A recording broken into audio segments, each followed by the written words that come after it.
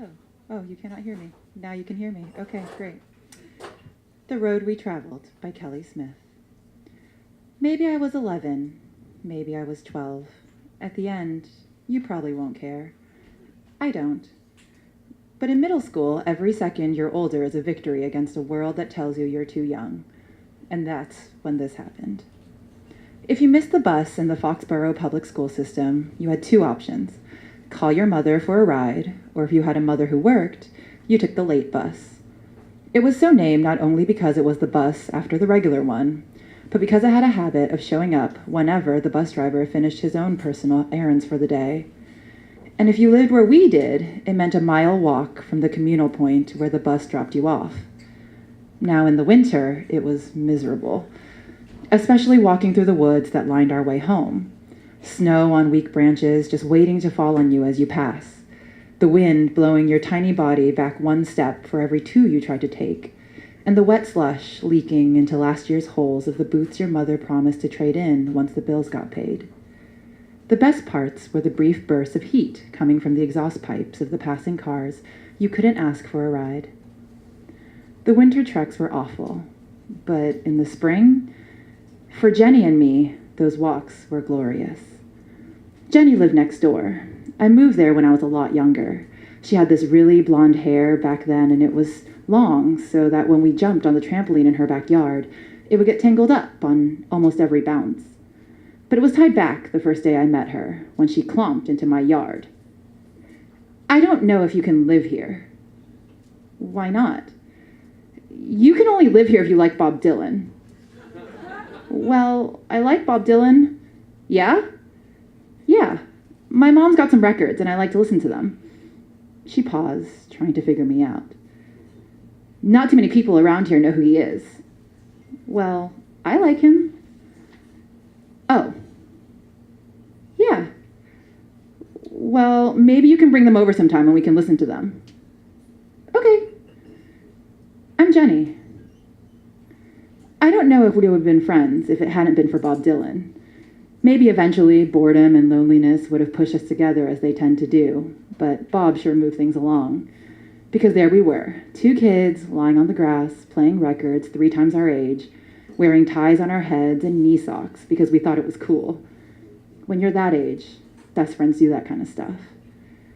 Not that having to walk back from the late bus was always appealing, especially when all your other friends got rides home, but there was also something exhilarating then about being on your own.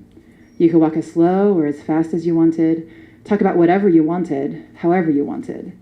No parents, no teachers. For 1 mile, you were free. And we were. That Tuesday, we talked about normal stuff. School and siblings, lame boys, and Leonardo DiCaprio. Taking our time, strolling down West Street, it was abnormally warm. Suddenly, Jenny paused. What's that? What's what? On the branch. What branch? The little branch. The one with the leaves on it? No, seriously, I swear, look. Then I saw what Jenny was attempting to point out. I couldn't quite make out what it was. All I could see was this yellow puff among some branches just off to the side of the road. Oh. Yeah, see, what is it? I knew it was too early for anything to bloom or grow around this time of year. I don't know, maybe we should just go. We could check it out. And there it was. I don't know if you've ever seen a dead bird, but it will break your heart. And it's not the empty eyes staring out, or the way the beak slightly tilts open, but something about the way their wings fold up. It seems so final, like they know. The stillness of it all. And then we realize what had been holding this bird to the branch. Our fingers carefully traced the fishing line that had been used to hang the little bird. The tiny little bird. There were a number of boys on our street who we knew the overhand knot could have belonged to, but it didn't really matter as I looked up at Jenny, the heavy tears on her cheeks matching the ones on mine as that bird rocked and swung gently between us. Eventually, we buried the bird underneath where it was hung.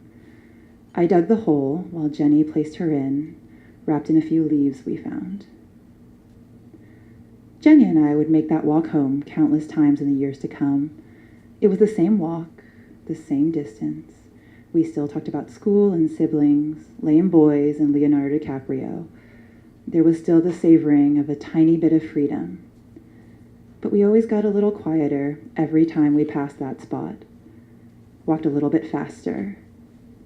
We never spoke of it again. Still haven't.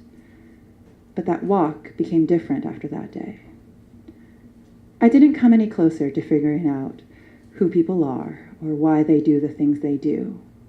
If anything, it only made it worse. All I know is that Jen and I aren't friends anymore, and I still listen to Bob Dylan records in my apartment. And when I go home down that road, my heart still breaks a little. Thank you.